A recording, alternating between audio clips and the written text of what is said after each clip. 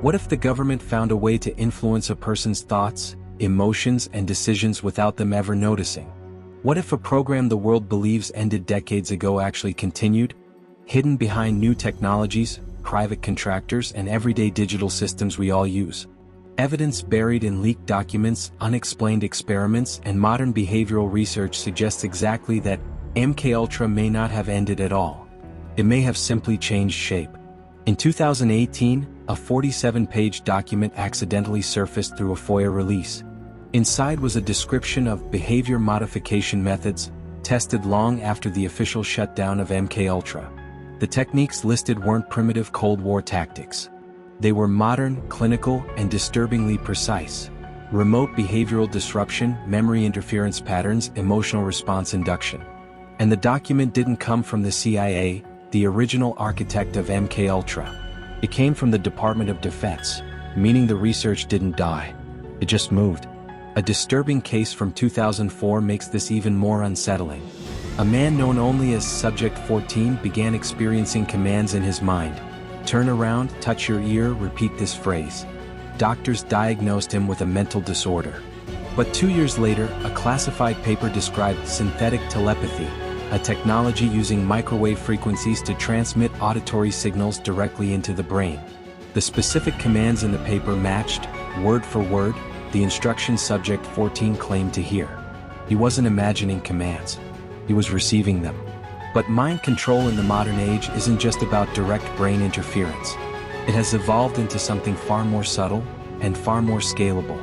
Instead of interrogation chambers and chemical cocktails, the new techniques focus on data-driven influence. Imagine being able to shape a person's emotional state by adjusting what they see, when they see it, and how often it appears. A major tech company was exposed for manipulating the emotional content shown to millions of users, tracking how their moods shifted during the experiment. No one gave consent. No one even knew. Yet their behavior changed anyway. This is the new weapon: influence without detection, control without resistance. A psychological push so gentle and precise that people never realize it's happening. After the MKUltra scandal, no government agency wanted the stigma of its name. The solution was simple: outsource the work. That's when a series of shadowy private contractors began appearing, companies with vague neutral names like Helios Solutions, Satori Systems, Norbridge Analytics.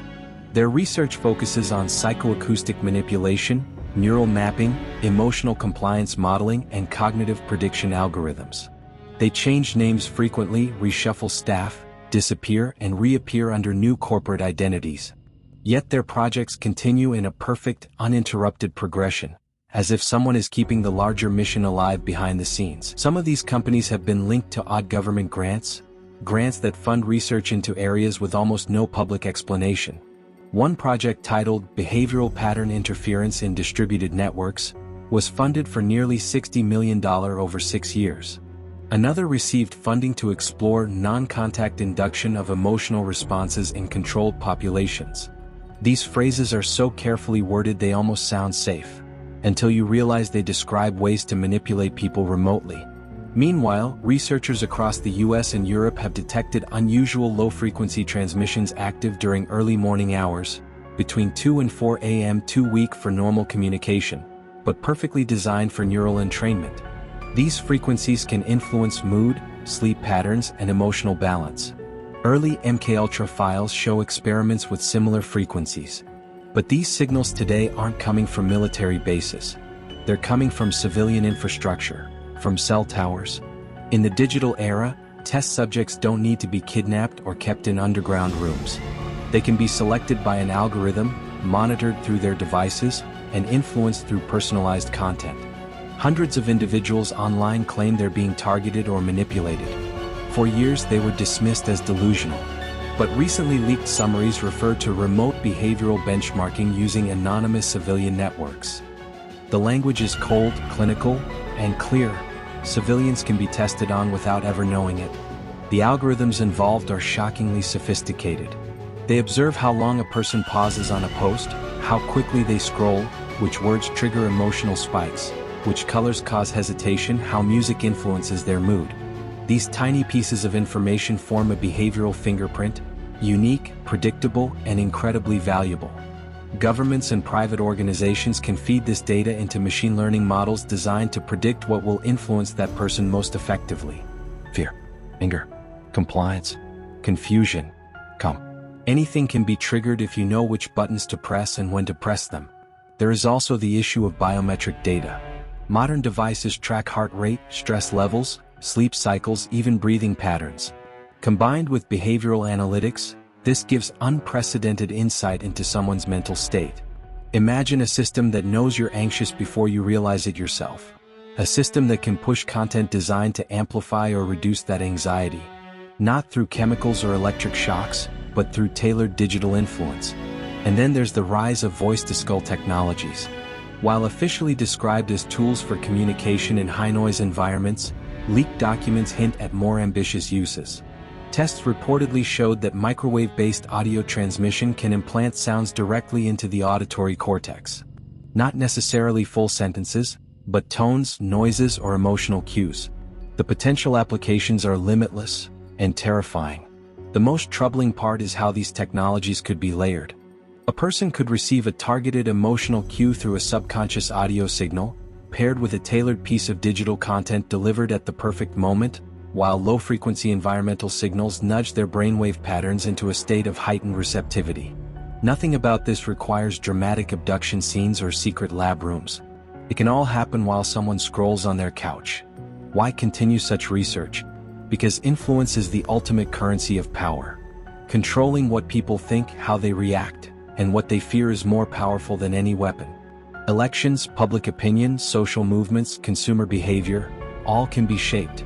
A government or intelligence agency with access to real-time emotional data from millions of citizens would possess an unprecedented tool for maintaining control. And the more connected the world becomes, the easier this gets.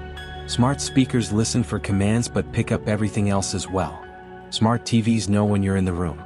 Phones track motion, location, and biometric feedback constantly. Cars record stress patterns in braking and acceleration. Headphones detect emotional states through small variations in skin conductivity.